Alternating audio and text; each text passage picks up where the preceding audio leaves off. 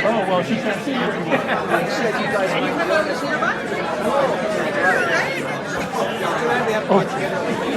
He's kind of a baby guy. No, I tried a couple, but Ren brought. It's good to see you too. I'm trying to make. I don't want to trip over anything. Yeah. I haven't seen you for a long time. So Ginny doesn't. Yeah, it's true. We'll just stand in the yeah. You guys can have this chair you're with. I can use some Sometimes it's like, hey, grab it. You tell the guy that was making this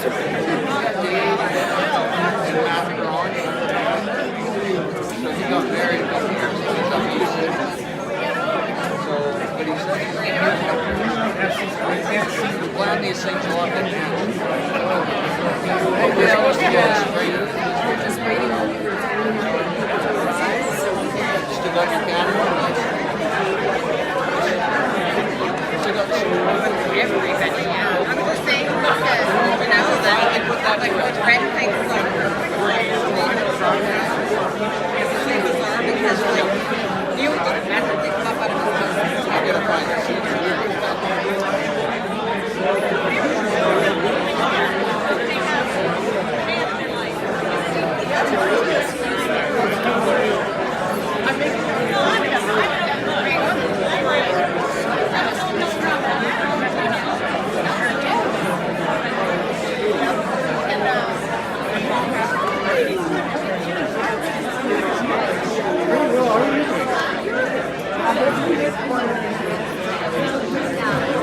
Am I? Okay, be careful.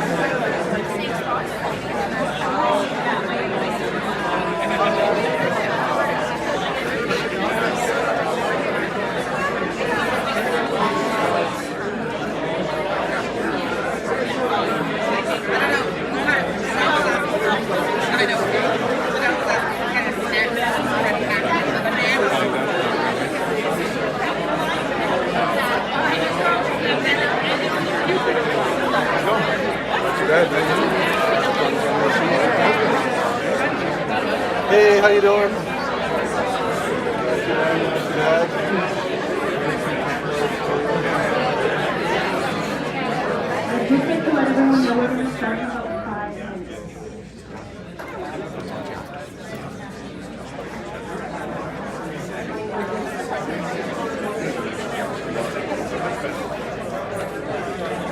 Usually they take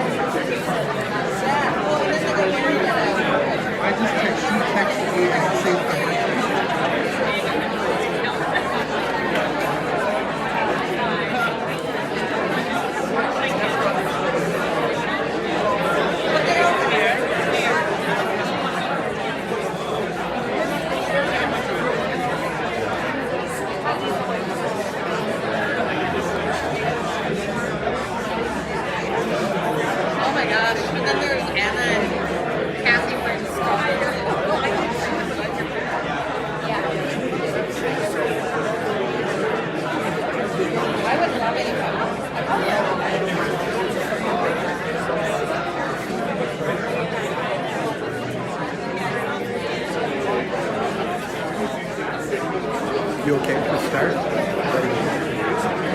Yep.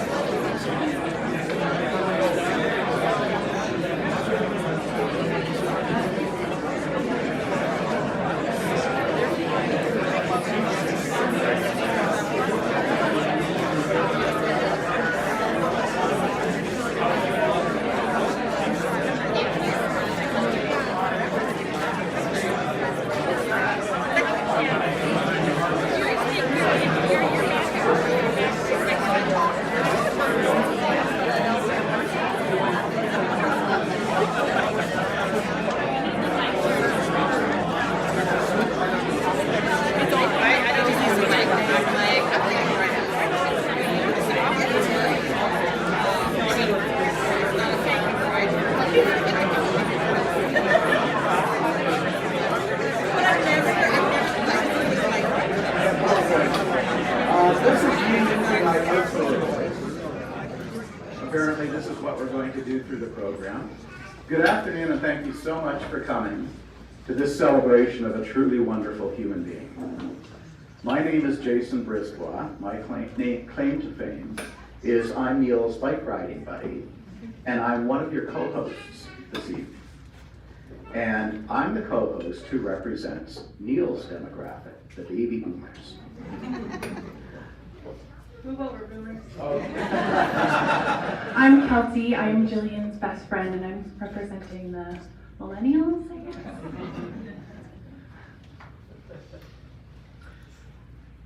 We have a very moving program this afternoon, and I would like to mention to you two things. Please, if you have your cell phone, make sure they're turned off. Secondly, this event is being live streamed. So if there's anything you don't want to see yourself doing on the internet, then probably don't do it.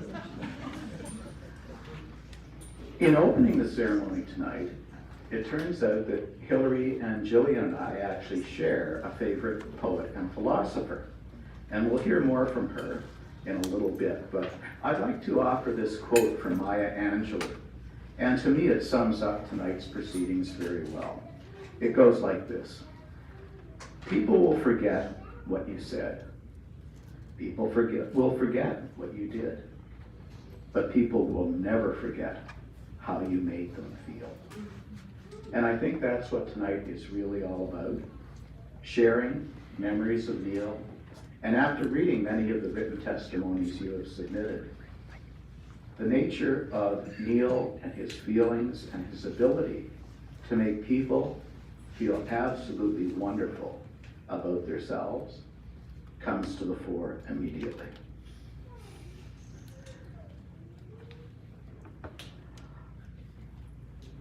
The millennials are actually known for impatience. And before she gets physical, I'm going to give the millennial the microphone and get out of the way. Thanks, Jason. Like I said, my name is Kelsey, and I've known Jillian since we were yay tall. And in that way that when you're so young and you meet your friend's parents, Neil had this like incredibly immense impact on me, kind of like larger than life. And when I've been recently reflecting on it, I thought, in the last couple weeks, I thought that never really changed for me with Neil. You know, some people kind of fall from that bigness, but he never did. He never did. And he had a regal yet very approachable nature, and I believe that I speak for all of the girls who are here, who grew up as friends of his daughters, when I say that he was a father to all of us. because he made us feel so safe and so cherished. He was unwavering in his love and support for you, not without his fault, but he also didn't demand or expect perfection from anyone else. And he overflowed with life force. He filled everyone around him simply with his presence and his kind attention. And that's why we're all here, because he gave us something that we can still carry with us, that is not lost.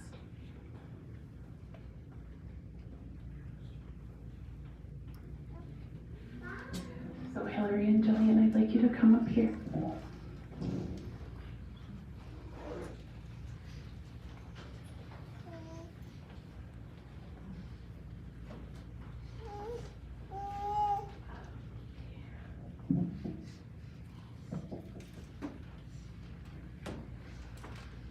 Hi, I so appreciate you all coming. Seeing everyone's faces here, it kind of reminds me of all the walks of my own life and how I know each of you through my dad, and you know my dad through me.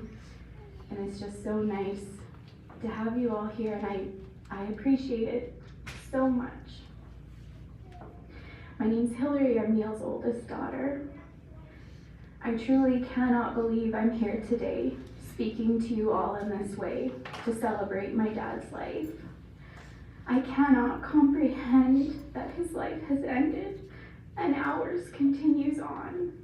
We all thought that we had 10 to 20 more years with him, 20 more years of his support, his love, his bad jokes, his welcoming spirit, his joy, his exuberance, his friendship, his company. I am so shocked and I am so sad. I've never known life without my dad, and I know that seems obvious, but what I really mean is that I've never known life without his stabilizing force, his unconditional love, and his unwavering support. Our dad was our sure thing. He was our best friend. He was our biggest fan. He was the reason Jillian and I are okay today, because he centered us in his life and held our world steady during the turbulence of our young years. When my mom got very ill and was always in hospital, my dad would comfort us at bedtime by telling us stories about his friend group from his youth. Stories of riding his bike to the airport and getting beat up for ice cream money and other shenanigans. Jillian and I would fall asleep to the sound of his voice, knowing that we were safe and that we were loved. Later in life, my dad told me that telling us those stories at bedtime also helped him feel comforted through those hard times. One thing that always meant so much to me is even after all we went through, my dad held our mom in high regard and truly never spoke one bad word about her. To the day my mom died, my dad was kind and supportive towards our mom. My dad really was the definition of integrity and grace. The loss we feel as his daughters is tremendous. The loss we feel in our hearts is vast and seems unending. My dad's loving guidance is how we oriented ourselves in the world. He was our safe place. He was our home.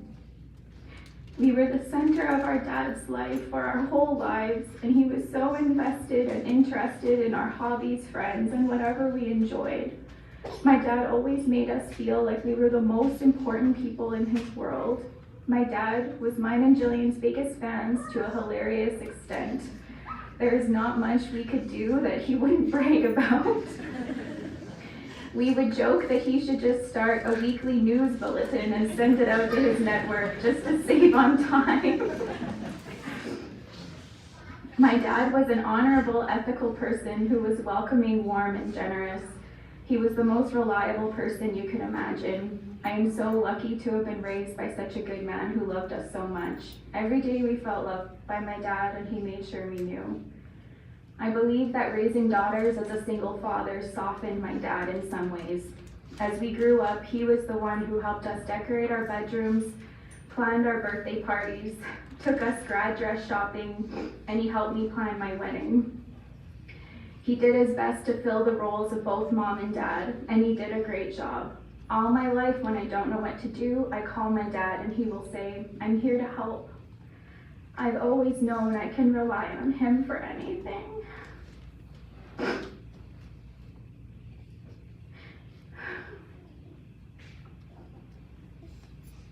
My dad raised us to think for ourselves, formulate our own opinions, and speak up when something is wrong. He wanted to raise us to be strong women who carried our own wisdom. He wanted us to have guidance from within ourselves, a strong ethical compass that we could rely on. The flip side of raising a daughter to think for herself is one day that questioning is turned onto the parents. My dad was not expecting his lessons on questioning dominant narratives to turn on him when I hit my teenage years. My dad has an MBA and he has some executive level jobs, but he was no match for my teenage self. My dad once told me that raising me in my teens was like going head to head with a criminal defense lawyer. He jokingly referred to those years as psychological warfare, although I prefer the term strong-willed. My dad could not ground me because I would always somehow convince him his reasoning was weak and faulty.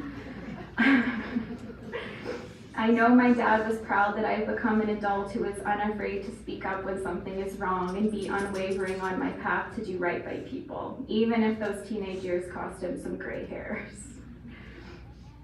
My dad's goal in life was to be surrounded by people he loved and to welcome everyone in with open arms. My dad's house is always full of guests and food, and we were always planning our next adventure as a family. Growing up, our house was the house our friends came to stay at when things became rocky with their home life, and our dad would give them a key to the house and stock the fridge with their favorite foods and quietly support them however they needed. My dad was the community dad for a lot of our friends. He was such a genuine, gentle, fine person who our friends felt safe around. Our house also had an open door policy for all dogs, and chances are if you have a dog, our family has taken care of them. My dad taught me the value in making others laugh and not taking yourself seriously. He could make any boring thing fun by finding the humor in it or being silly to get a laugh. My dad was a jokester, and so am I. I love to get a laugh from people at my own expense, just like my dad. We shared an obscure, wacky sense of humor. I would often call my dad to tell him something I found hilarious, knowing that only he would get it. And I'm going to miss that so much. I don't have the words to express just how heartbroken I am to have lost him. He and my son Henrik were so close. To Henrik, my dad was Papa, and my dad wore that name with pride. Henrik brought so much joy and purpose to my dad's life. They had so much fun together, playing trains, making banana bread, and listening to music. My dad and my husband Mike were truly best friends. My dad treated Mike like he was the son that he never had. They shared a love of sports, beer, and politics. I often thought they were wrong, to be honest. We all have lost someone absolutely wonderful, a person who valued friendship, laughter, joy, fun, culture, who was curious, friendly, intelligent, generous, and deeply kind. My dad was a wonderful man, and I'm truly so lucky to have been raised by him. I think my dad's legacy lies in how he treated people, like Jason said. How he was so welcoming, warm, and kind. His legacy is how he put people at ease and was such a great friend. His love of laughter, his willingness to help, and his generosity. In the days that come, I think we will all start to feel the emptiness of his absence fortify, and it will hurt. What I think we should do when his absence feels heavy and lonesome is reach out to each other and live the legacy of Neil. We can give to each other what we wish we could give to my dad. A phone call to check in, a hug, a joke, a bad joke. We can try to embody the qualities my dad lit up our lives with: generosity, warmth, welcoming nature, genuine interest in others, humor, fun, joy, curiosity, laughter. My dad would not want us to grieve separately and become fragmented by his death. He would hope that his death could somehow bring us together and make us better. As Neil's daughter, I hope so much that I can continue his legacy of imparting dignity to others and being a good friend. I hope that I can live a life of integrity, kindness, and generosity like my dad did. I hope that Henrik grows up in the same welcoming, warm environment that we were raised in. That is the promise I've made to my dad, that I won't allow his death to make our lives darker. I will use all the lessons he taught me and the resilience he instilled within me to land on my feet and make my small corner of the world as good as I can make it. I will end my long-winded speech with a long-winded quote. This is one of my dad's favorites by Richard Dawkins. We are all going to die, and that makes us the lucky ones. The potential people who could have been here in my place outnumber the sand grains of Arabia. We know this because the set of possible people allowed by our DNA so massively exceeds the set of actual people. In the teeth of these stupefying odds, it is you and I, in our ordinariness, that are here. We privileged few who won the lottery of birth against all odds. Let's make the best of it. Thank you so much for being here.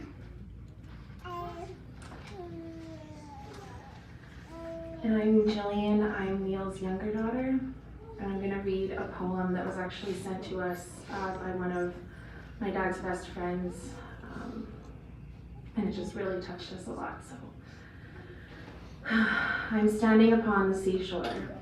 A ship at my side spreads her sails to the morning breeze and starts for the blue ocean. She is an object of beauty and strength, and I watch her until at length she hangs like a speck of white cloud, just where the sea and sky come down to mingle with each other. Then someone at my side says, "There, she's gone." Gone where? Gone from my sight, that is all. She is as large in mast and hull and spar as she was when she left my side, and just as able to bear her load of living freight to the place of destination. Her diminished size is in me, not in her. And just as the moment when someone at my side says, "There, she's gone," there are other eyes watching her coming, and other voices ready to take up the glad shout, "Here she comes." And this is dying. Thank you.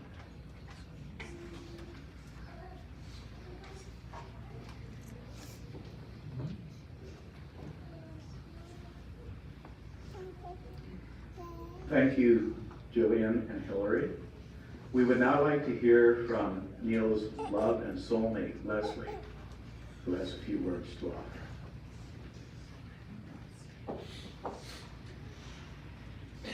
Thank you, Jason.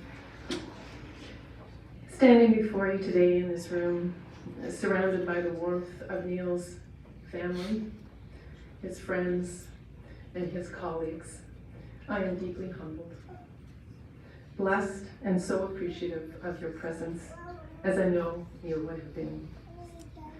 I have been by Neil's side as his companion and partner for the past 25 years. We loved, we laughed, and we shared many moments that were special and unique to us, given the distance between our homes, Neil in Edmonton and me in Ottawa. We traveled to many faraway places.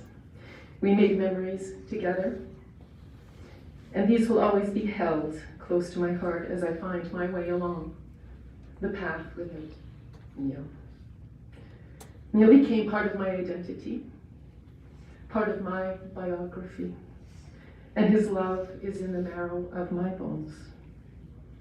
His graciousness, his integrity, and his capacity to accept others without judgment are human qualities that are a rare find. And I was blessed to have him enter my life when I needed him most. I will miss his nightly calls, and I will cherish for years to come the man who has become my best friend. As a 19th century Hasidic rabbi once said, there is no heart more whole than a broken one. And even though my heart is broken, my life is whole because of Neil Kirkpatrick, a proud son, a brother, an uncle, a great uncle, a father-in-law to a wonderful son-in-law, a grandfather to an amazing grandson, a devoted friend to so many, and most of all, a father to two outstanding, beautiful women. Our journey of love, my journey will endure. This is my promise to you. Thank you.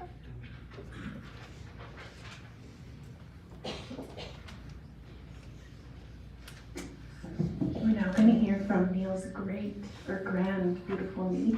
Skylar, if you'd like to come up here.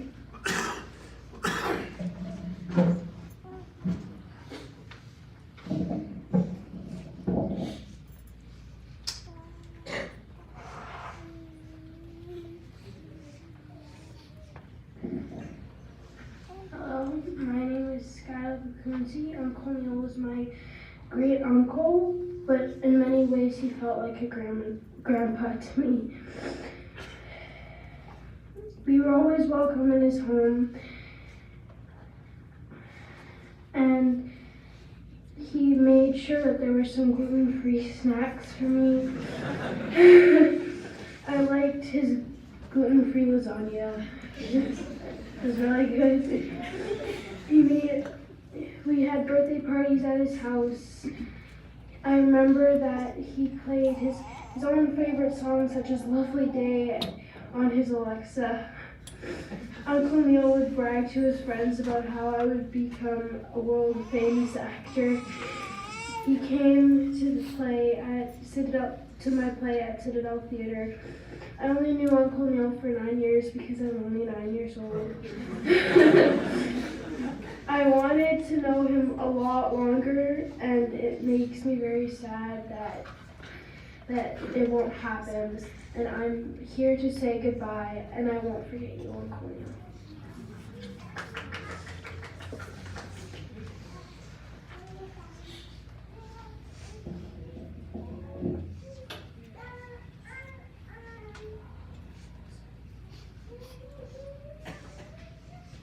We're now going to hear from a few of Neil's close friends. So Derek, can you come up here first, please?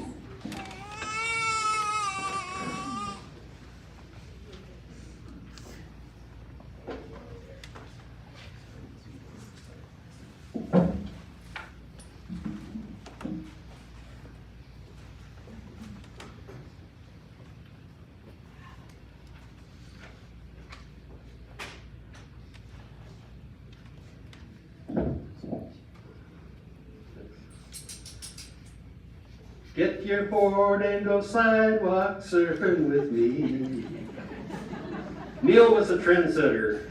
Jan and Dean's 1964 hit song, Sidewalk Surfing, inspired Neil and I to go out and buy skateboards. I really do not remember seeing anyone else with a skateboard in Saskatoon at the time. We went everywhere on our skateboards, sometimes riding double or triple. We were amazed skateboarding made such a huge comeback decades later. I'm Derek Fenty. Neil would sometimes call me Charles or Chuck because he and his mom thought I sometimes resembled Prince Charles. God save the king. Neil would call me Albert on my birthday because Albert Einstein was also born on the same day. We also called each other on our birthdays and at Christmas. Neil and I went to elementary school at Wilson Public School and high school at City Park Collegiate, but may not have become good friends until about age 9. Neil was a terrific 5-pin bowler, and in grade 8, we had one of the top teams in the city. We called ourselves the Garbage Men. Not garbage, garbage. We played basketball together, and Neil was a great third baseman. At age 15, we won the Saskatoon Midget Championship. And the only time I ever saw Neil fighting that was when a guy from the opposing team ran home and intentionally bowled over our catcher. Neil and our shortstop, Mike Walters, ran to his rescue, which started a scuffle, which soon involved coaches and parents. Cooler heads finally prevailed. Neil and I shared a love for fishing. My dad would sometimes take us to a place called Eagle Creek to catch jackfish, slang for northern pike. Both our families spent holidays at different times in Detroit Lakes, Minnesota. The sunfish were plentiful and could keep us entertained all day, which we would catch and release.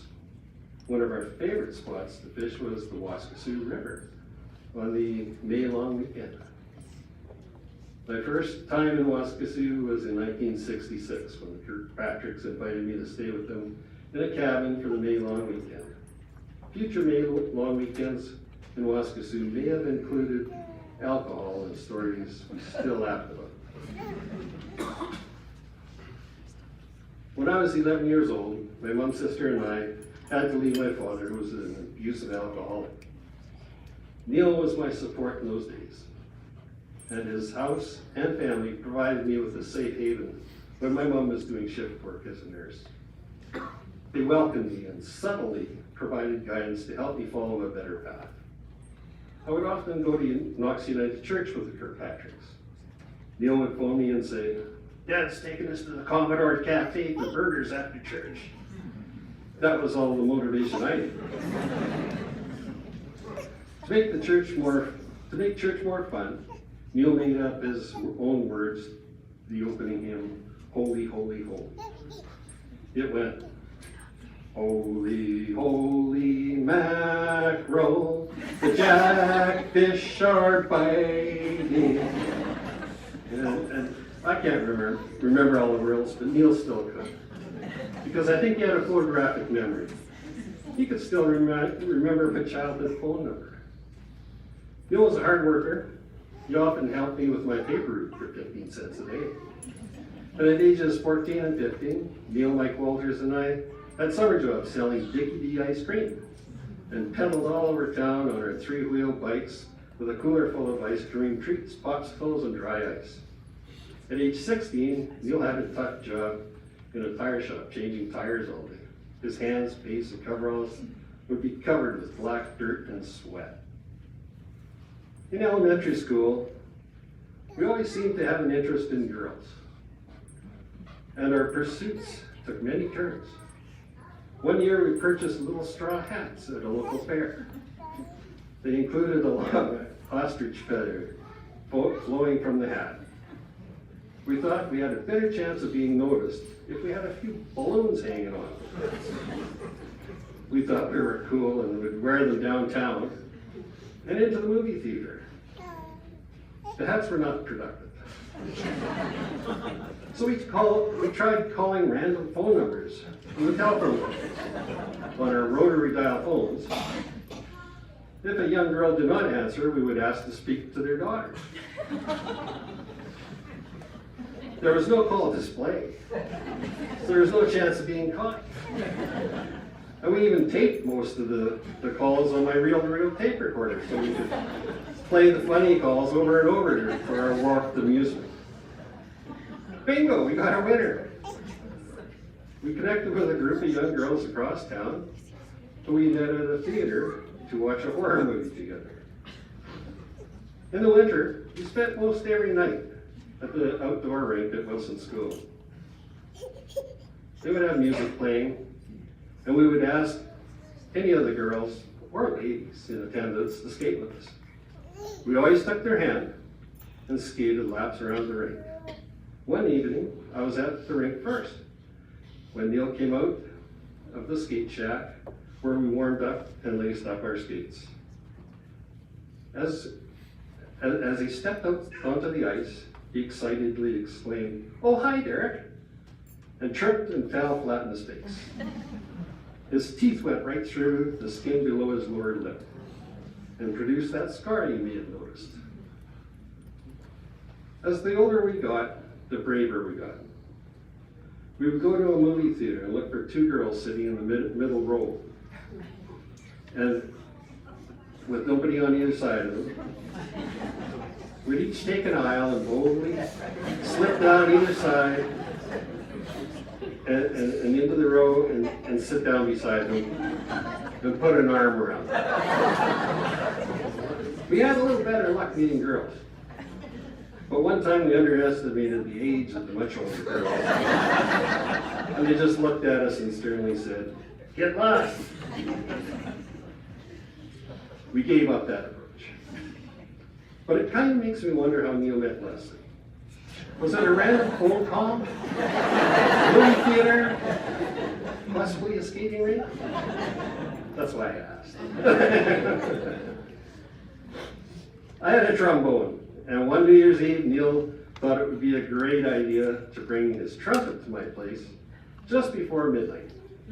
At 12 o'clock, we walked down the middle of King Street playing "Oh, When the Saints Come Marching In" for the 3 blocks back to Neil's house. We were surprised nobody hollered at us or called the cops. One day, just before rush hour, a roadblock complete with fluorescent directional arrow and a yellow flashing light appeared on a fairly busy Queen Street, half a block from Neil's house. It blocked a single westbound lane and directed all traffic down a potholed back alley. We were hiding in a hedge and just about peed our pants every time a car drove down the bumpy alley.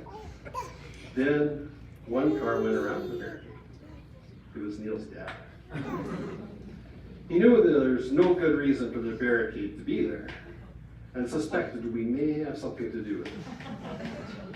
Mr. Kirkpatrick later suggested the board items be returned to where they came from.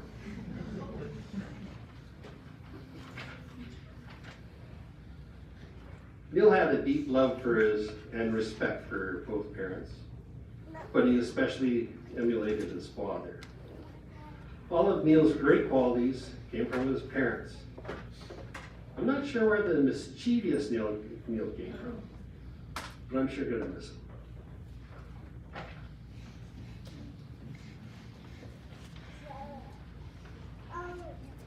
Thank you, Derek. Joe, would you like to come up next, please?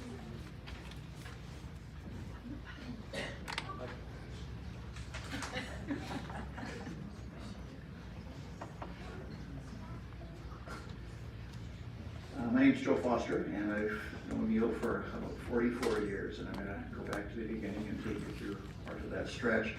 I first met Neil in September 1979. We were first-year students in U of A's MBA program, and we were both looking for our accounting class in the labyrinth that is the physics building. We became fast friends in part because we were at the far end of the age spectrum among students, 2 old chaps among a bunch of brilliant young kids with freshly minted bachelor's degrees. At 30-ish, we both had about a decade of experience. The youngsters had none. I joined the program from Ford Motor Company's Western office and Neil from the federal government. Surprisingly, this 10-year gap was occasionally more significant than either one of us imagined. I remember chatting with a classmate between sessions and mentioning that I was a huge Beatles fan. She remarked, "Beatles? Wasn't that Paul McCartney's first band?"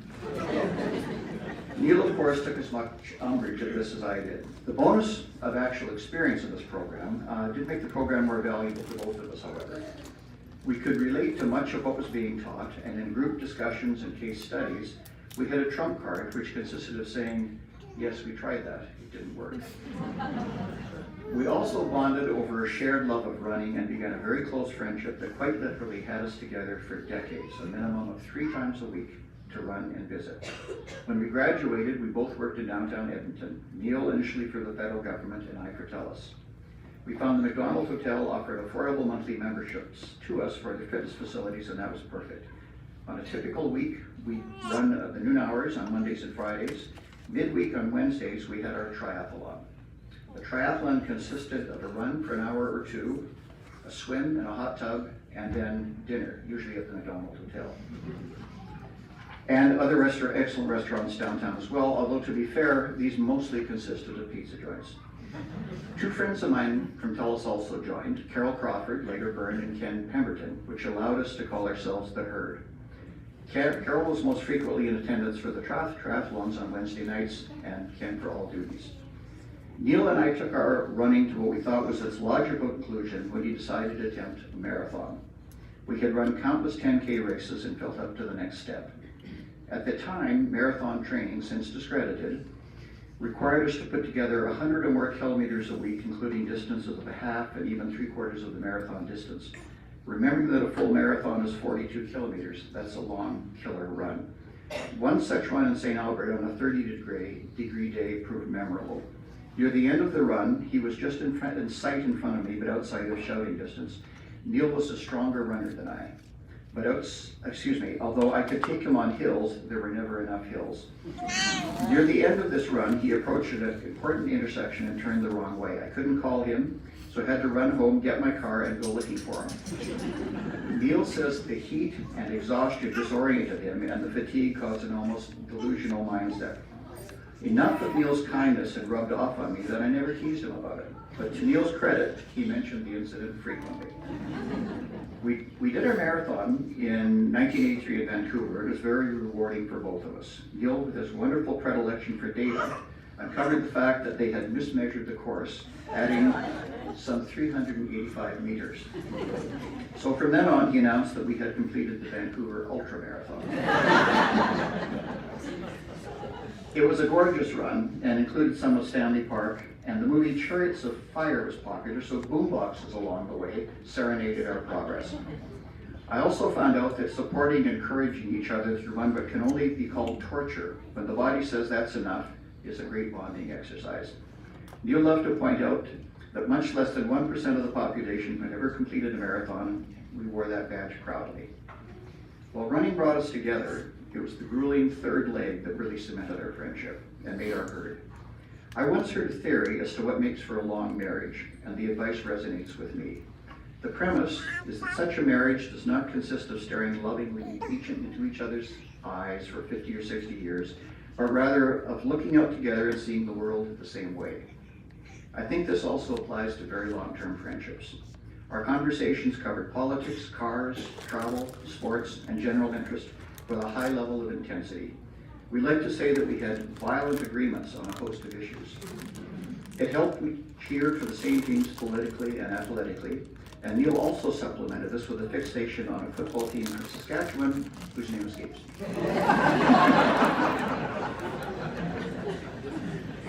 Neil was our information nerd. He was Google before Google was invented.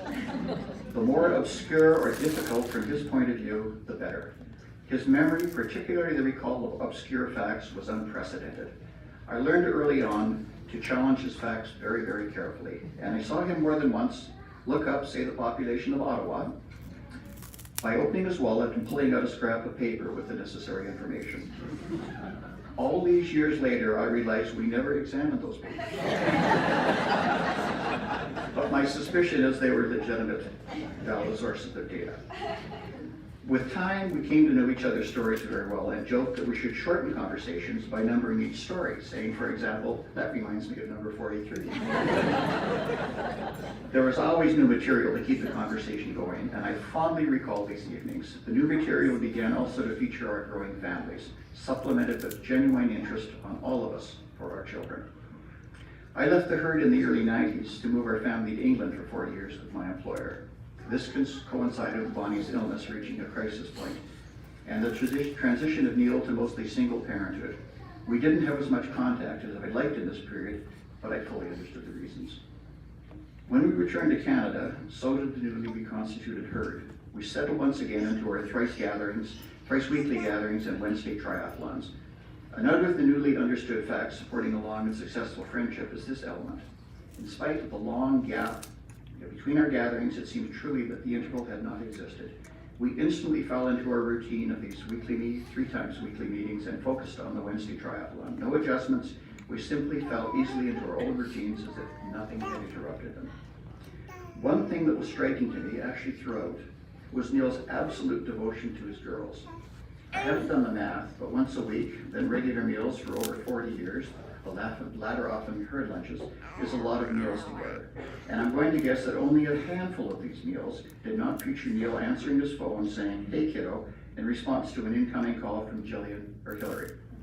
It was a normal part of our routine, and while I don't recall any emergencies, the pattern was as much a part of Neil's being as doing really bad accents. His girls were the most important part of his life, and I think he looked forward to these calls, which could involve just one more popsicle, as Hillary will attest, or more serious issues. Neil quite literally lived for his girls. In the late 90s, Neil turned his attention to this beautiful woman. The more he got to know Leslie, the more smitten he became. The romance blossomed, albeit over long distance, and became one of which both Leslie and Neil characterized as unique. Neil was never going to move anywhere away from his girls, and Leslie had obligations of her own in Ottawa, so they made it work. Ken and I noticed we could always determine when Neil was heading to Ottawa or Leslie was coming to Edmonton. Neil became more distracted and almost giddy. To quote Red from one of the herd's favorite movies, Shawshank Redemption, "I feel so excited I can barely sit still or hold a thought in my head." That was our Neil, quite fun to watch.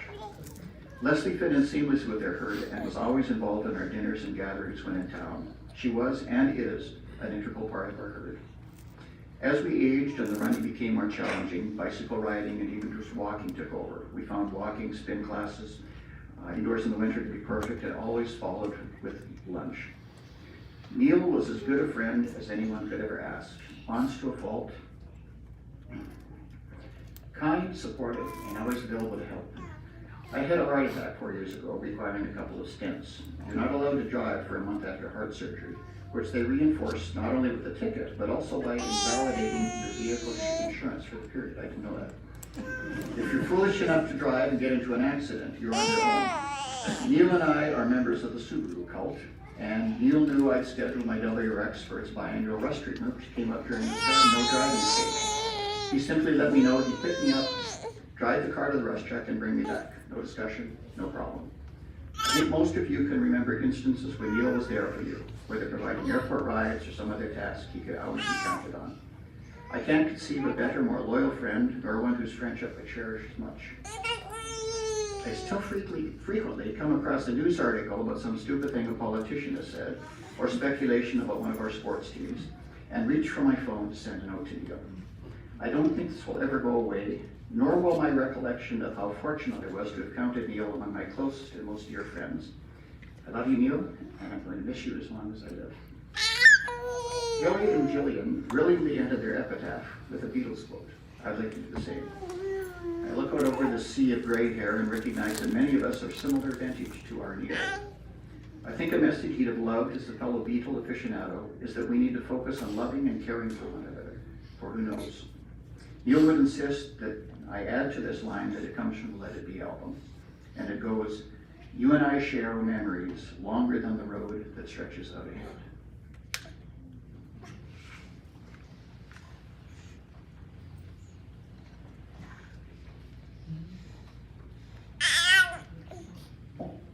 Thank you, Joe. Marlene?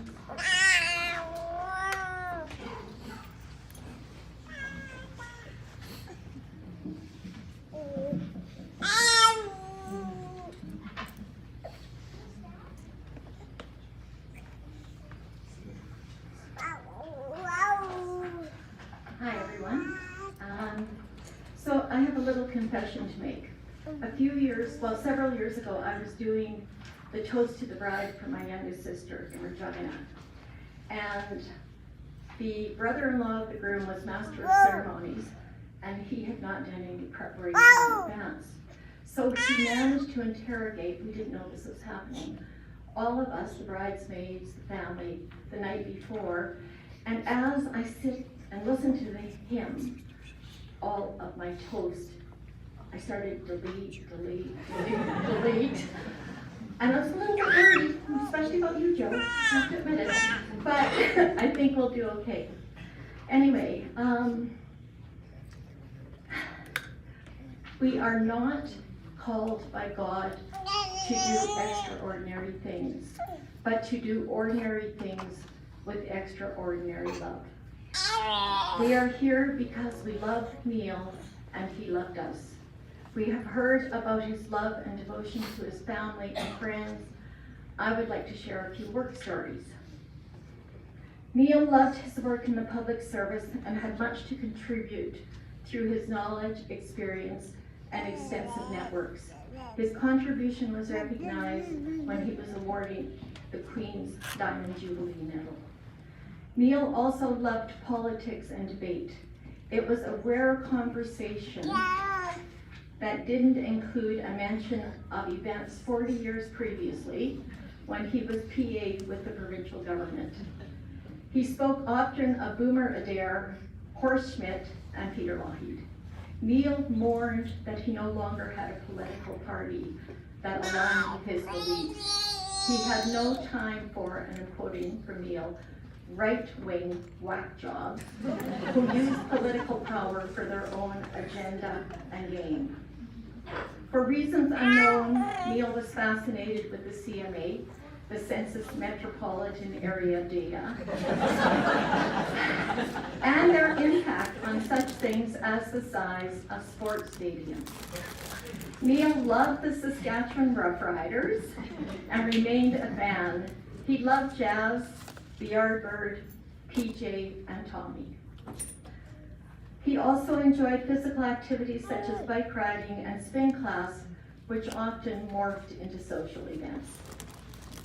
Neil was my work colleague, my coffee buddy, my friend, and ultimately, along with Ian, he became my Edmonton brother. He was my change the light bulb guy. I could rely on him for a ride to the airport or to an appointment, a drive to Saskatoon to see our moms, and to the monthly breakfast at the High Level Diner. We even made a quick Sunday trip to Calgary to meet Catherine Barclay for lunch and to see the Joe Fafard exhibition.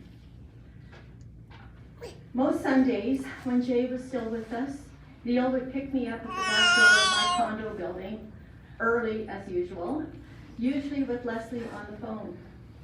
20 minutes later, we'd arrive at Ian's after a lovely visit with Les, and his special homemade biscuits or broccoli salad in hand.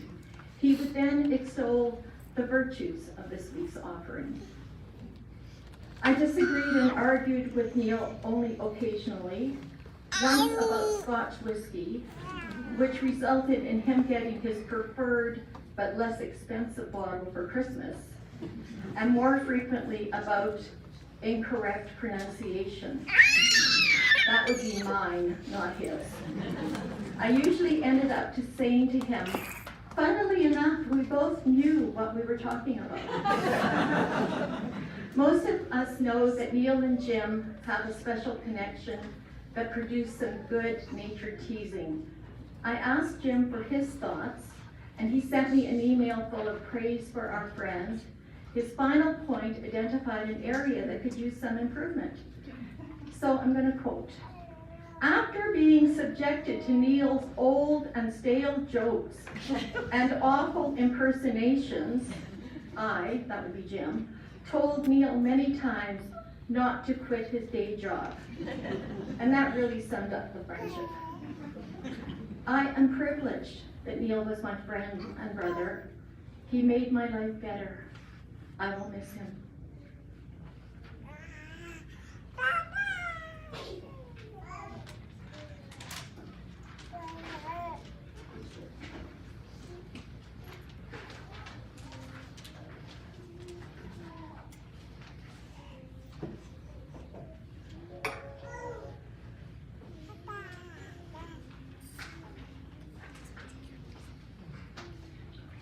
Thank you for those absolutely marvelous testimonies. And I think in listening to those testimonies, we began to appreciate the depth of Neil's relationships with various friends and various groups. And it's almost like Neil had various cult followings with some degree of overlap, or not perhaps as much as many of us do in our own lives. We have some testimonies and tributes from people who either couldn't be here today or would rather have them read out than to deliver themselves. And between Kelty and I, we're going to do our best to go through these. We will be abbreviating some of those, but I think we can get them all posted onto the website for Park Memorial. So if you're interested in reading the complete testimony, please feel free to do so. Do you want to do that one? Is that one for me? Okay. We'll start with one from Megan Lukasiewicz, who is Hillary's, one of Hillary's longest standing friends. She says, I can't think of one specific memory to share, rather than feelings and life lessons learned come to mind instead. When I first met Neil when I was 12 years old, I never knew what an influence he would have on my life. Being best friends with his daughter Hillary for 25 years and counting, Neil has been a constant present in my life, showing up with compassion, acceptance, and knowledge. Not to mention humor, which the majority of the time is only understood between Neil and Hillary. And I think anybody in that situation could certainly appreciate that. But Megan was smart. While they were laughing together, I would be laughing too, misunderstanding what the oddness of the joke actually was. From the beginning, Neil made me safe and accepted. No matter what the situation, Hillary and I knew we could call her dad and he would show up with limited questions. I can still hear him say, oh Hillary, oh girls, with a sigh, and moving on to deal with the situation. I'm going to move forward in life with the life lessons Neil shared with me during our time together, to approach life with humor, acceptance, and love. Megan. This one, this is what I refer to as the racy one. Much to our surprise, we've received a tribute from Neil's apparent grade 7 girlfriend. And I've had to edit this quite heavily, given the nature of the attendees tonight. This is from Carla Kerr. Hi, I was a friend of Neil's in our early years. In fact, he was my first kind of boyfriend in grade 7. We didn't keep up over the years too much, but I was in contact with him and another friend a few years ago for a while, and together they kindly helped me deal with an issue, something personal, which involved our childhood. So much like Neil. I regret losing touch again, since he was then, as he was in our childhood, gentle and kind and thoughtful. I was so sorry to hear about his passing, and so sorry for his family. I don't know if I should share this, but he gave me my first kiss in grade 7, and it was very memorable, just as he was. I always remember having lots of fun with his friends, and I've always remembered his kindness and consideration. My heartfelt condolences. Anybody else here from grade 7 girlfriend? I hear it's going around, that's why I asked. This is from one of Neil's earlier colleagues who now lives in Ottawa, Ron Thumler. Neil worked with me for approximately 1/3 of his career. It was during the most tumultuous time in his family affairs. Neil was a rock of a person and a most loyal and dedicated manager.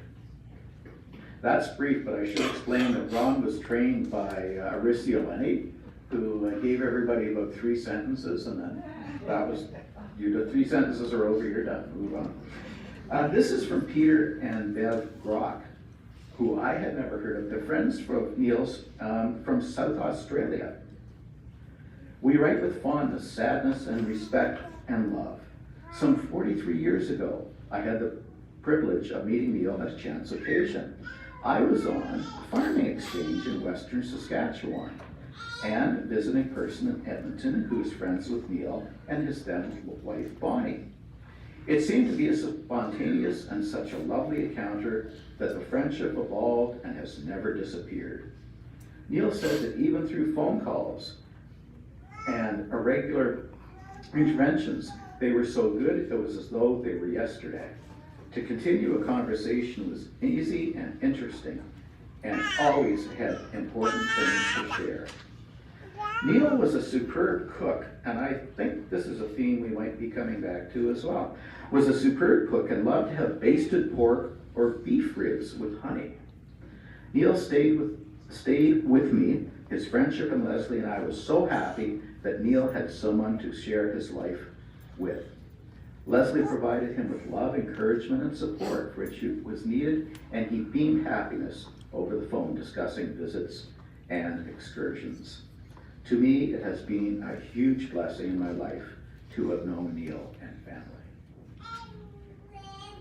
The next one is from Jean Bosco Lacunzi, who lives in Vancouver and is Neil's, I think the right term is great-nephew, grandnephew? They're related. Uncle Neil was a wonderful man. He had a positive impact in my life and my loved ones. He will be missed a lot. He was always in a happy mood, very welcoming, never seen a man worries about nothing. He was a great father and grandfather, and I looked up to him a lot. His home was my kids' favorite place to go on the weekend. It has become a routine for them. I will miss those days. We would have a beer, watch and talk about sports and news, always my favorite time. Uncle Neil, may you rest in peace. This one is from Neil's childhood friend, Glenn Fawcett, who he re-encountered on a visit to Halifax, where Glenn apparently has a very thriving jewelry business. I took great pleasure in seeing Neil again in my store in Halifax. That brief visit stirred many precious memories of all of our high school days. His common sense and loyal and generous friendship never faltered. A most fortunate influence to the more roughneck nature of the North Park culture I came from. My brother Johnny and I will raise a respectful toast to his memory tonight. Please extend my sympathies to Louise and Heather. And this from Charlie and Toko, who I think are now living in British Columbia. Growing up with Neil played an important part in our childhood. He was the funny dad who really was always there when we need him. Some of our favorite memories with Neil were driving in the Volvo. Neil was always the first to say yes if we asked for a ride to school after a sleepover with Jill or movies on the weekend. He told many classic dad jokes. One particular joke stuck with us forever. Island in the Sun by Weezer came on the radio, and he turned it up and started to bob around. Then when the chorus started, he would sing hip hip, and with a really cheeky grin would turn to us and sing elbow, elbow, knee, knee, and we would giggle and laugh. Every song that came on, he would sing the joke. Neil was thoughtful, supportive, kind, caring, funny, everything a dad needed. We love you, Neil. And we have one from Katarzyna Richlicki, who is Mike's sister-in-law. I have known Neil for the past few years as I joined the Maisonneuve family. In the time I have known him, he always had the biggest smile on his face and the biggest heart to share. He felt like a dad that was there to take care of you when you needed. When my daughter Liliana had heart surgery, it was Neil and Hillary who kept showing up at my house to drive me to the hospital. During those times, Neil always offered a big smile and words of encouragement. His house was always open to everyone, including our 180-pound Great Dane that he managed to co-sleep with. I will never forget how Neil made me feel like I was at home anytime I was at his place.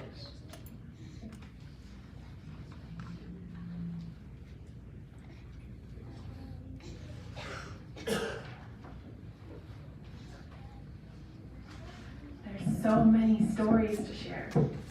I have some more for you. This one is from Mika. Mika Papa's Beckers, who was a former colleague of Neil's.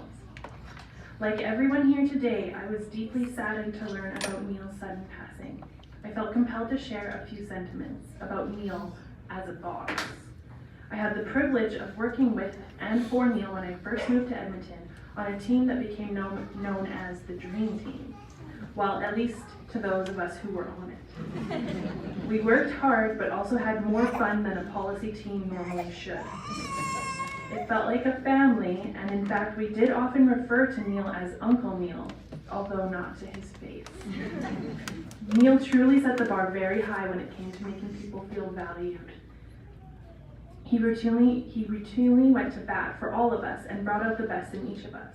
For me personally, all of these years later, I've never forgotten his understanding, compassion, and generosity that he shared with me when I lost my own father. And this one is from Ken Pemberton, who's a family friend. The annual herd get-together. Like all of Neil's friends, I have many memories of Neil's support and kindness during difficult times, but I also remember what pleasurable company he was during the good times. So many memories, but one that stands out for me was the annual summer get-together of a group of long-term friends that called themselves the Herd. Neil would host these gatherings at his house, and maybe we hadn't seen each other for months, but he always made sure anyone new to the Herd felt invited and was made to feel welcome. The evening would start in Neil's beautiful backyard, with Neil barbecuing and making sure his guests had drinks and were comfortable. Then the conversation would begin and keep flowing. As always with Neil, there was wonderful conversation. Then we'd move inside the house that Neil loved, where he'd serve the delicious dinner that he had prepared, always with his signature broccoli salad. And again, more warm conversation and laughter. If Leslie couldn't be there that year, he would make sure to Zoom her in. What made it all work was Neil's infectious enthusiasm and his joy to be with his friends. I am missing him deeply, but so thankful for the wonderful memories of those dinners and all the other times we were together. And this is from Jean Dalton, another family friend. I didn't know Neil as long as many of you. However, it didn't take much time for me to see how incredibly kind, generous, fun-loving, and wise he was. He was Ken's dear friend and soon became a dear friend to me as well. I remember those barbecues. He was a very caring host, and he always made sure there was a sweet, gluten-free treat for me too. I don't think he ever truly realized how much his thoughtfulness meant to me. Whenever we saw Neil, we were greeted with a big hug, and I believe Neil just loved people. He would stop and chat with people wherever he went. I'm sure he brought smiles to many. I have had a deep respect for Neil in how much he loved and cared for his family and his partner, Leslie. I loved the stories and pictures, and when he talked about his daughters, grandson, and Leslie, I could feel how much joy they gave him. I feel blessed to have called him my friend.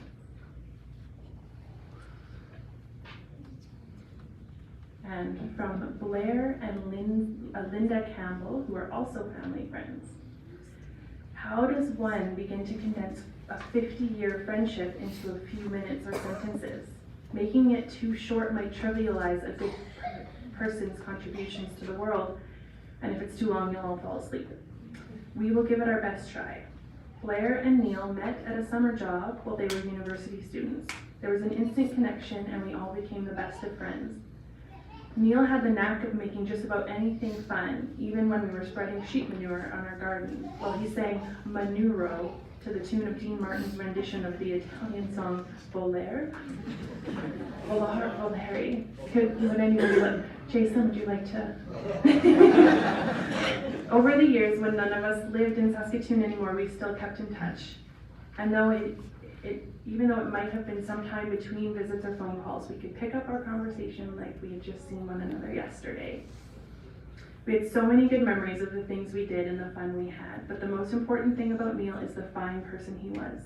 He was a totally devoted father, grandfather, life partner, son, brother, and uncle.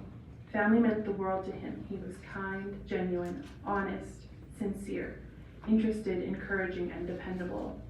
He always looked for the positive and, if possible, the humor in a situation. He was accepting and non-judgmental. and it's no wonder that he's had so many lifelong friends. We will all miss him terribly. Goodbye, dear friend, gone but never forgotten.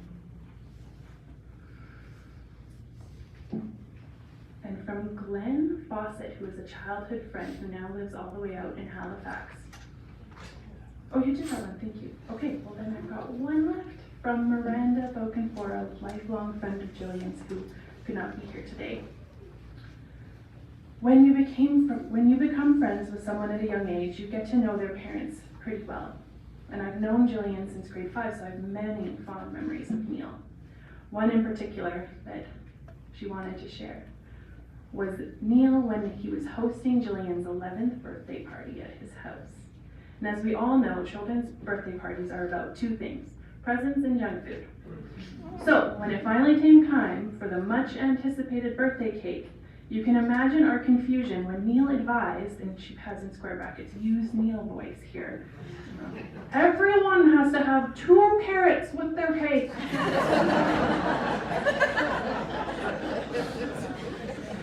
Neil was filled with laughter and life. He joked about his girls, but loved them with more fervor than most parents I know. He celebrated everyone's successes as if they were his own. He was a single parent and yet somehow became a second dad to all of Jill and Hillary's friends. He was our very own Eugene Levy. We all truly loved him and he is dearly missed.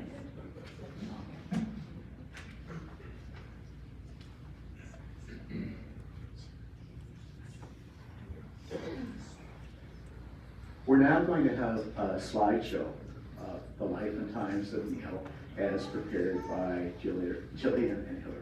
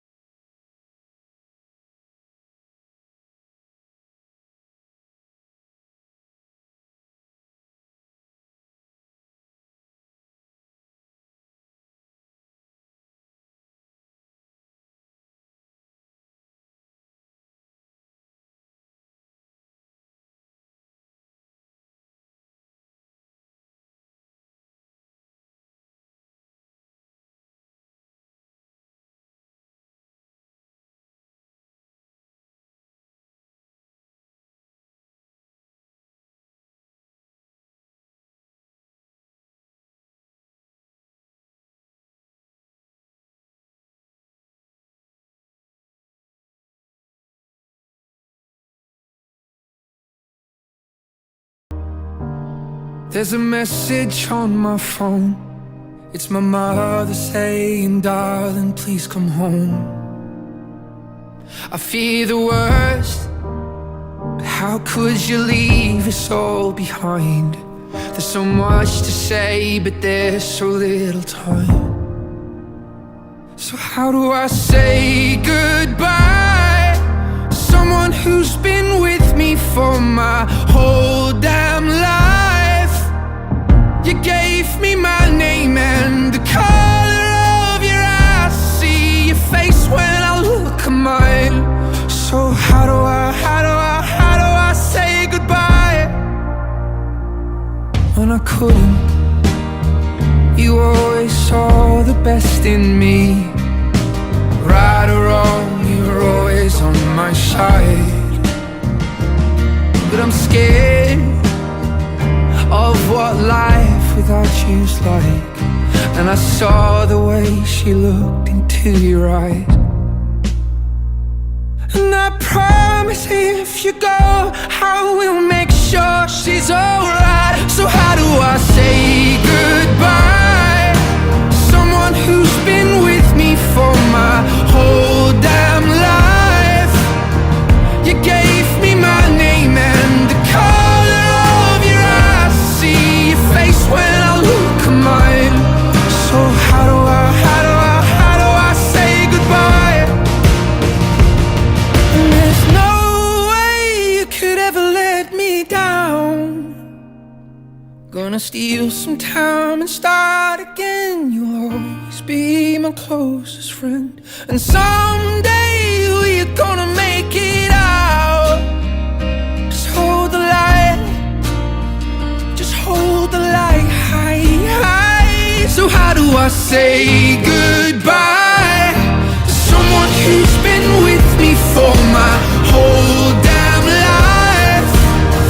You gave me my name and the color of your eyes. I see your face when I look at mine. So how do I say goodbye? So how do I say goodbye?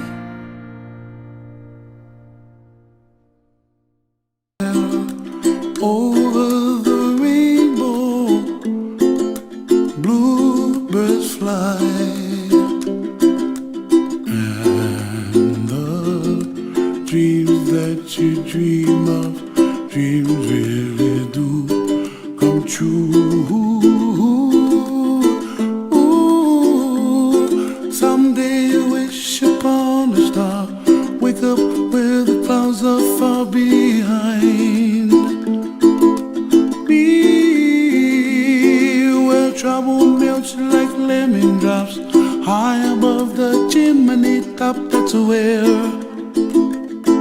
you'll find me, oh, somewhere over the rainbow.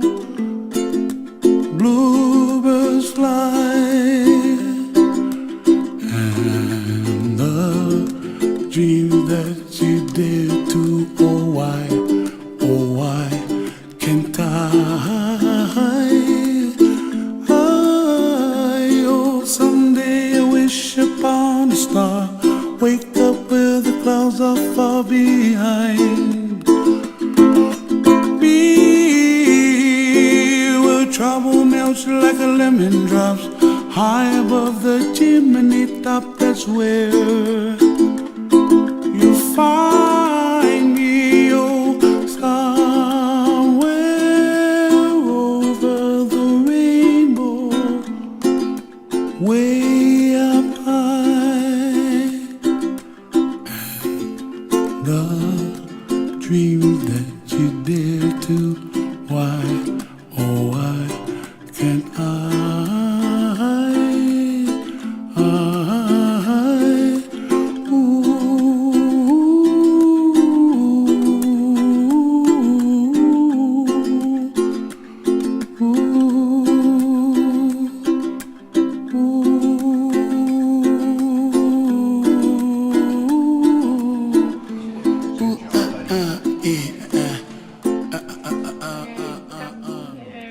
Dad, you're a papa.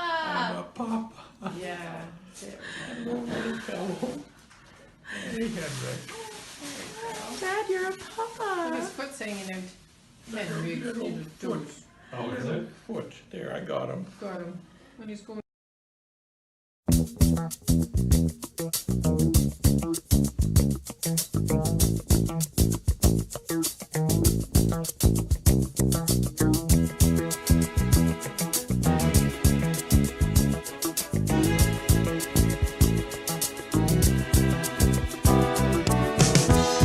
When I wake up in the morning, love,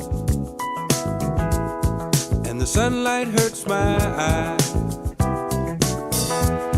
and something without warning, love, bears heavy on my mind. Then I look at you, and the world's alright with me. Just one look at you, and I know it's gonna be a lovely day.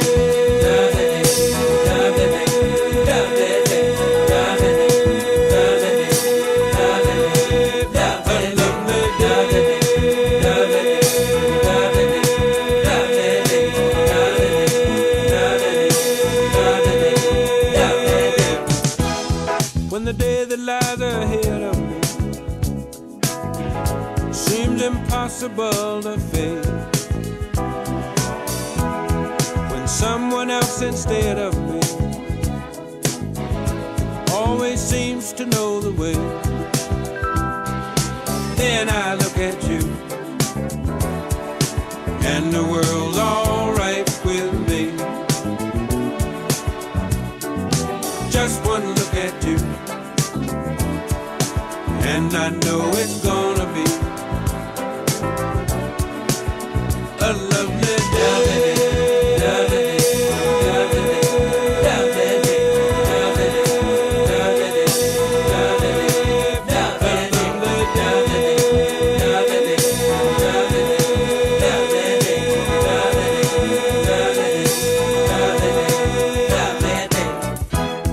When the day that lies ahead of me seemed impossible to face, and when someone else instead of me always seems to know the way, then I look at you, and the world's alright with me. I just one look at you, and I know it's gonna be a lovely day.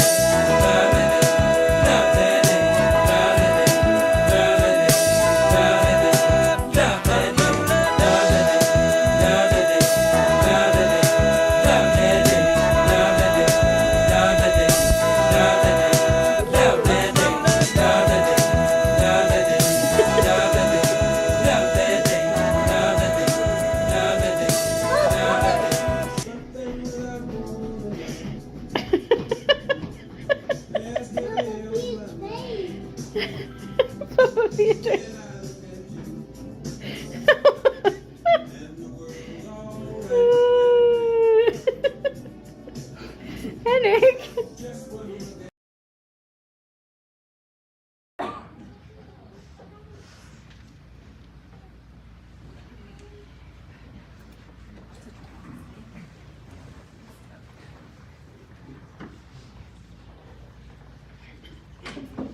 Well, thank you.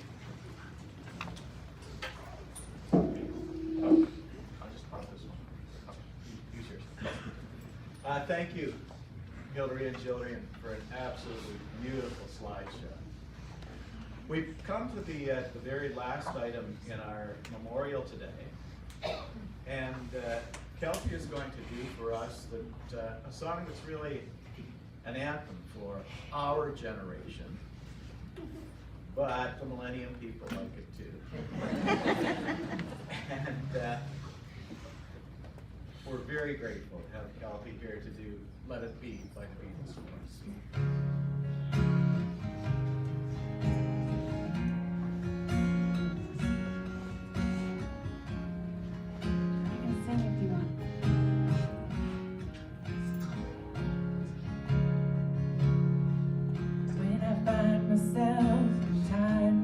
Trouble, Mother Mary comes to me, speaking words of wisdom, let it be.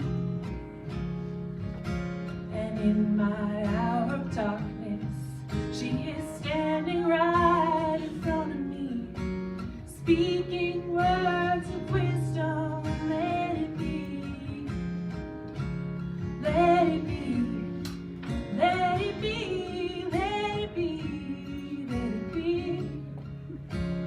Whisper words of wisdom, let it be.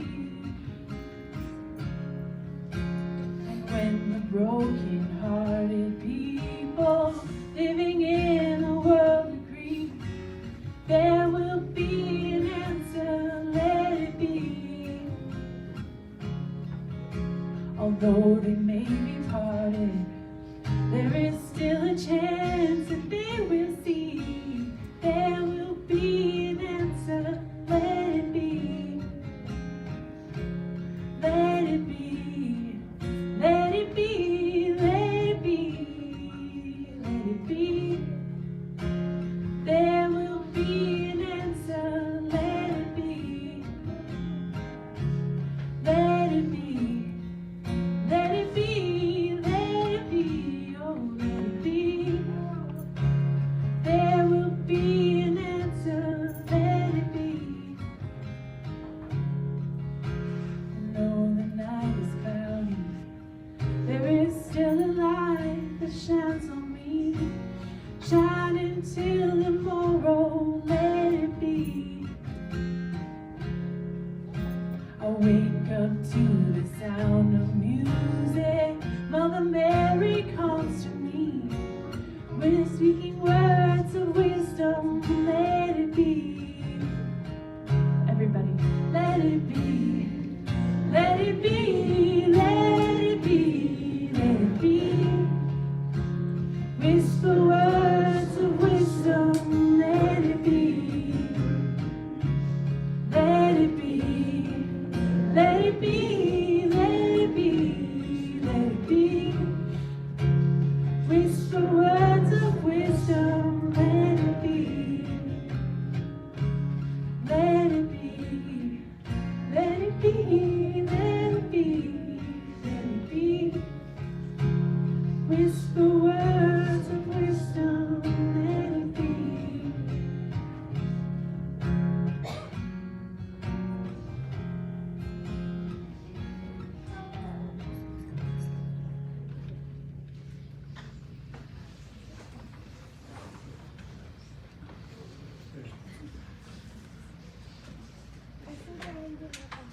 Thank you, everyone, and thank you, Kelsey, for an absolutely moving performance. This concludes the formal part of our memorial today. It means the video feed will be turned off, so feel free to resume being yourselves. What we're going to do is we are going to leave a microphone open, and as you enjoy visiting and the lovely catering that's provided for you today, if you do have a testimony or some things you would like to say, please come up and use the open mic at your pleasure. Thank you all so much for being here on behalf of the girls, Leslie, and my co-host. It's been a wonderful tribute to a wonderful person. Good afternoon.